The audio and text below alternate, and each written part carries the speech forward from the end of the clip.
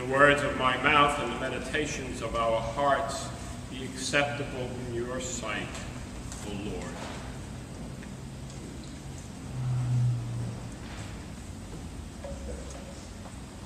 On Good Friday, Jesus was crucified and buried. Everyone, from Pontius Pilate to the leaders of the Jews to his followers, were totally convinced that he was dead. And yet, to the surprise of everyone, 3 days later, he shows himself to his disciples that he is alive. And for 40 days thereafter, he would appear to them, so that they were totally convinced that, yes, Jesus, who had been crucified, is alive. On the 40th day, he took his disciples up to the top of the Mount of Olives, and on the way he told them that they should return to the city and wait there, because the Spirit would be sent to them, the Spirit of power. And then he ascended until they couldn't see him anymore because he was hidden by a cloud. They returned to the city and they waited. I'm sure they asked themselves, what are we waiting for? What's going to happen? How will it happen? When will we know that it's happening? They waited a week. And they must have continued to ask themselves, how long shall we wait? What does this mean? It's taking a long time. But then, 3 days later, on Pentecost, things began to pop. Pentecost was a Jewish festival. The word is a Greek word meaning 50. And it was a festival whereby the Jews celebrated the first fruits of the wheat crop. And they also celebrated the giving of the law to Moses on Mount Sinai. It was a big day, and people came from all over to Jerusalem to make this pilgrimage, to be there where in the center of action, so to speak, and to celebrate this holiday. And so it's on this day at 9 o'clock in the morning that the disciples gathered in a room all together feel this mighty wind coming through the windows. This wind fills the whole room. And as they look at each other, they see these tongues of fire on top of one another. These are manifestations of the Spirit. If you look at the word Spirit in both Hebrew and in Greek, you see that the word wind is the same. Wind or spirit. We have two words for that. In English, the Greek, the Hebrew have one. And so when you translate it, you have to translate it according to the context. Fire is also associated with the Spirit. When somebody is filled with a lot of Spirit, we say he's on fire today. He's really filled with a lot of energy. Well, here are the disciples now, filled with the Spirit. This seems to be what they had been waiting for, and now they knew what they must do. There are people who have gathered here from many, many different countries, thousands of them, and they go out into the streets and they begin to tell people of their experience. Jesus, who was crucified, was raised from the dead by God 3 days later. This is the Messiah that we have been waiting for 1,000 years from the time of David. It has finally happened. And so they go out into the streets. They're telling everyone about this. And many, many, many began to believe with them. It must have been a remarkable event, and we celebrated on this day, which we too call Pentecost. In the past, we've often had confirmation on this day, and we would pray that the Spirit of Christ would come into these young men and women. But I wondered, as I thought about it this week, how many of them really understood that? Because as we look at our lives, yes, sometimes the Spirit does come with force and with power. And we can see it perhaps in somebody like Martin Luther, who seemed at times certainly to be filled with a great deal of the Spirit, full of fire. But we have to understand that that's not the only way that the Spirit comes to us. In fact, that may be somewhat unusual. I was thinking about Elijah, that wonderful Old Testament prophet, who alone stood against those people who believed in the false god Bale. Bale had been brought in by this queen from the outside, Jezebel, you've all heard her name. And everyone in Israel seemed to be turning to Baal. And he said, no, no, no, there is only one God, and that God is the Lord.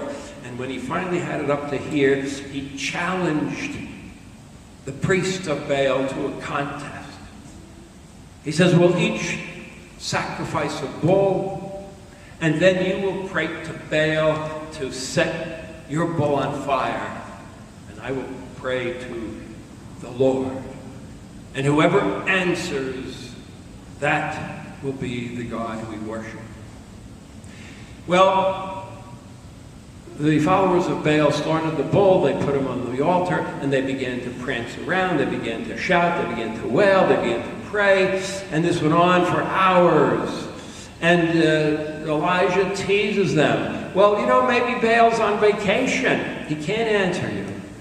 Or maybe he's sleeping. He's tired of listening to you. Or maybe he wants some privacy because he's on the throne. Finally, afternoon, he says, all right, it's my turn. Stop. And he wets down the bull. And he has water all around it. They've dug a ditch, and so there's not going to be any monkey business, you see. And then he prays to God, and God sends down fire and consumes the bull. And he has his followers then slaughter the 450 priests of Baal. But then he's scared. He's scared because he knows Jezebel is going to be after his hide. And so he runs to the south. And at one point he prays to God that he should take his life because he is the only one, the only prophet in Israel who stands for the Lord. But God sends him an angel and gives him food. And he says, eat, you're going to need it for the journey. And when he wakens and finishes the food, he goes farther south down to Mount Horeb, sometimes called Mount Sinai. And he hides in a cave there. And he's told at one point to come out because the Lord was going to pass by. And he comes out, and there is a wind, a fierce wind, that blows trees down and shakes everything around him. And we're told that God was not in the wind. And then there's an earthquake, rattling everything, rocks and hills falling down. And we're told that God is not in the earthquake. And then there is a fire that seems to consume everything. And again, we're told that the Lord is not in the fire. And then the Bible says, and the translation is different in all the versions. One of them says there was a still small voice. Another one speaks about a silence that is beyond silence. And it was there that he saw the Lord's presence in the silence. And so often, you see, we feel the Lord in the silence of our lives and in the small things that happen. St. Paul, was going all through Asia Minor, through Turkey, setting up little congregations. And at one point he had a dream. He had a dream in which someone over in Macedonia said, "Come over to us, we need you." And Paul interpreted this theologically, and this is what we must do. He interpreted this dream theologically, saying that the Spirit wanted him to go over to Greece now. And so he finished his work there in Asia Minor, and he went over to Greece and began to bring the gospel there. We must begin to think theologically in our lives. What is God doing? What is the Spirit doing in our lives? Often, you see, it's in these small moments. You might be listening to a sermon and something hits you, and I know fully well because it happens to me. You don't hear every word I speak. Your mind wanders, but something might grab a hold of you, and you leave with that, and it's the Spirit saying, "Listen to this." Or you might be reading the Bible at home and something strikes you. Again, the Spirit, in a quiet way, imperceptible, comes to you. In the past, I was very much involved with a thing called community building from Scott Peck. He describes this. And often we'd be together in a room of 50 people sitting around in a circle. And we would have a couple of facilitators leading us through this process. And we'd begin to talk about anything. And this first stage, Peck says, is what he called a pseudo-community. It was like a cocktail hour where everybody talks and everybody is friendly and everybody seems to be the same and so on and so forth. And then one person would say, I recently went through a divorce and it was the worst thing that ever happened to me. And then another pipes up and says, well, I recently went through a divorce too, and it's the best thing that ever happened to me. And Peck says, and now we're off. Because we discover that we are not the same. We are totally different. And sometimes during this second stage, which Peck called chaos, there'd be yelling, shouting at one another. There'd be disagreements. There'd be people trying to convince somebody else that you're wrong, I'm right, follow me. And the facilitators then would say, you can go that way, but you're not going to get to community if you do that. What you need to do is empty yourself of whatever it is that's preventing you from hearing the other person. You might not like the color of the person's skin. You might not like what they're wearing. Or there could be something that happened in your own home that morning before you came that is on your mind and you can't focus on what's going on in the room. And you need to speak about these things. And as people get the idea and they begin to speak about the barriers between them,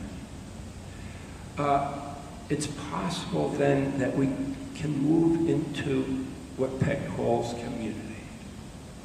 And when you're in community, there are great moments of silence.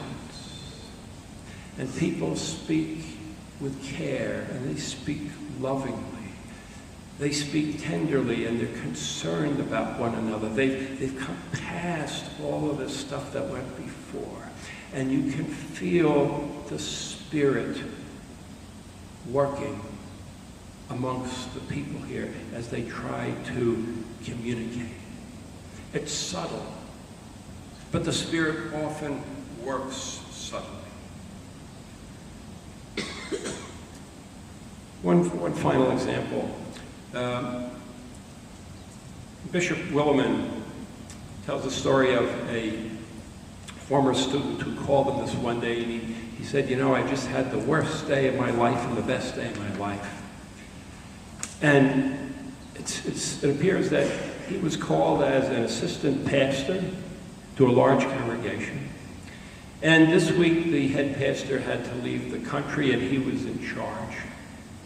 And he got a call from a family who had just recently adopted a little boy, a toddler. And they were so happy. They've been struggling with this, trying to adopt a child for a long time. And the father, this new father now, a dentist, was going off to work, and as he backed out of his car, he didn't realize that the toddler was behind the car. And this was before, you know, we had backup cameras in cars that would stop automatically. And he ran over the boy, killing him.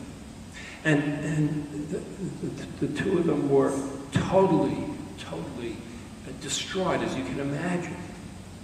And the young pastor went over there, and he saw the grief that they were going through, and he could not contain himself either, but he began to cry with them.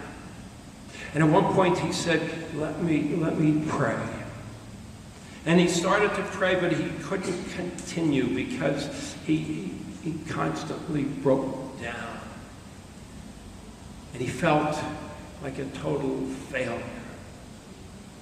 Well, they had the funeral for the little boy, and several days later he was contacted by the mother of the boy, and she said, you know, I want to thank you so much for your ministry on the day you visited. She said it was such a big help to us. And the pastor's saying, what do you mean, a big help? I was a total failure. And she said, you know, I felt that I could go on as long as the pastor knew how terrible everything was. And I saw that in you. And he thought to himself, you know, the Spirit was there in our groanings. We couldn't speak, but as St. Paul says, the Spirit knows what's inside of us. And what he thought was a failure was something that was beautiful for her. The Spirit is among us. God is among us. The living Christ is among us. It doesn't matter what you call it, we're talking about the same thing. And we must look at our lives now theologically. Don't think good luck or bad luck or any kind of luck. Look at what God is doing in your life. Not just the big things, but the small things. The stranger you meet on the corner who seems to say something that strikes you, just what you need to hear. You never see the person again, and you go away, and yes, the Spirit was there. Think theologically with your lives. Think about the presence of God. because the risen Christ has now sent his Spirit to be with all of us, always. And the first words out of our mouths in the morning should be, Lord, let me be aware of what you're doing with me today. And our last word should be, Lord, thank you. Watch over me tonight. Amen. The peace of God, which passes all understanding, keep your hearts and your minds in Christ Jesus. Our next hymn is 767.